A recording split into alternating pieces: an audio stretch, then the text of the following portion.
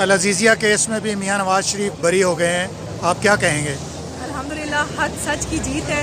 ہمیں پہلے ہی پتہ تھا کہ میاں صاحب بے گناہ ہیں، ان کو پاکستان کے لیے کی گئی ترقی اور سالمیت کے لیے جو کاوشیں انہوں نے کی تھی ان کی سزا دی گئی تھی ناحق۔ اس میں بیرونی قوتیں ملوث تھیں جو پاکستان کی ترقی کو برداشت نہیں کر سکتی تھی۔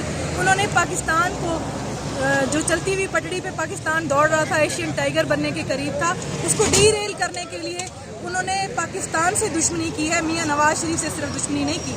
اصل میں پاکستان کو جو اس وقت معاشی طور پہ 5.5 GDP پہ گرو کر رہا تھا، اس کو پیچھے دھکیلنے کے لیے، اس کی معیشت کو ڈی ریل کرنے کے لیے وہ جو سی پیک پروجیکٹ میاں صاحب لا رہے تھے اس کو رول بیک کرنے کے لیے یہ سارا پروپوگنڈا پھیلایا گیا، پانامے سے اقامہ نکال کے نااہل کیا گیا، نئے سے نئے کیسز میاں صاحب پر بنائے گئے۔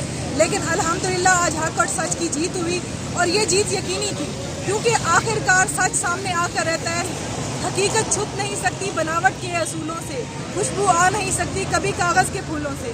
جس کو یہ لوگ لاڈلا بنا کر سامنے لائے تھے اس نے چوریاں کی، آج وہ جیل میں ہے، اور میاں صاحب ہر قسم کے کیسز سے بری ہو چکے ہیں جو ان پر ناحق بنائے گئے تھے۔ میاں صاحب انتخابات میں حصہ لیں گے میڈم؟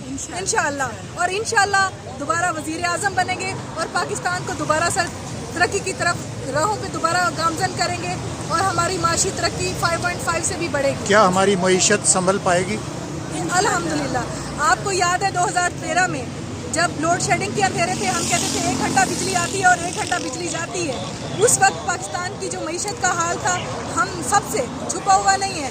وہ جو لوڈ شیڈنگ کے اندھیرے تھے ان سے میاں نواز شریف نکال لائے تھے۔ اس وقت جو دہشت گردی تھی آپ ہم سب کو پتہ ہے، ہر ملک کے ہر کونے میں، ہر شہر میں دھماکے ہو رہے تھے۔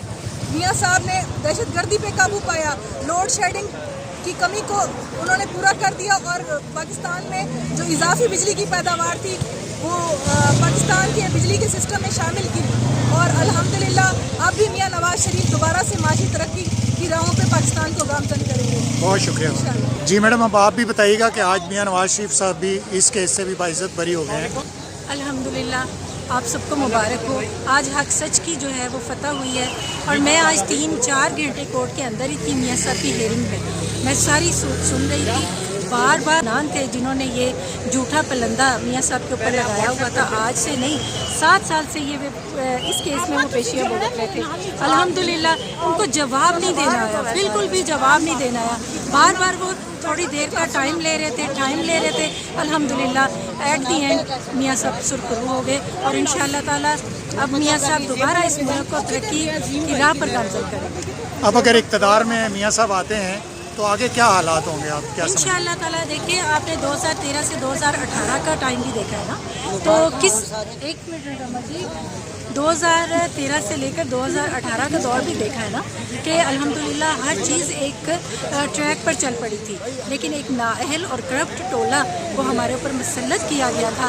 الحمدللہ آج ہمارے قائد جو ہیں، ہمیں فخر ہے ان کے اوپر، میاں محمد نواز شریف پر، جو آج وہ سرخرو ہوئے ہیں، اور یہ ہم سب کی دعائیں بھی ہیں، اور ہم سب ان کے لیے چانا پسند شعبہ خواتین کیسا کام کر رہا ہے PMLN کا؟ الحمدللہ ہم مریم بی بی کو فالو کر رہے ہیں، مریم بی بی کے انسٹرکشن کو فالو کر رہے ہیں، اور پورے پنجاب چھوڑ کے پورے پاکستان میں ہم نے کیبنٹس جو ہے ان کو تشکیل دے دیا ہے، اور انشاءاللہ تعالیٰ آپ نے دیکھا تھا 21 اکتوبر کو کہ جب میاں صاحب آئے تھے تو کس طرح قافلے الیکشن کے دوران خواتین کو باہر نکالیں گے آپ؟ انشاءاللہ